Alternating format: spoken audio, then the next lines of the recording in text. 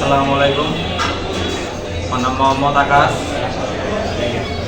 পুরাতন বাস স্ট্যান্ডে tea time নতুন চালু হয়েছে। এর আগে পুরা রুটি মালাই চা, কফি, পুরা রুটি দুধ চা এই জায়গায় পাওয়া যায়। সুন্দর পরিবেশে বসার সুব্যবস্থা রয়েছে। পুরাতন বাস স্ট্যান্ডে ফায়ার ব্রিগেডের সামনে এই জায়গায় পাওয়া যায়।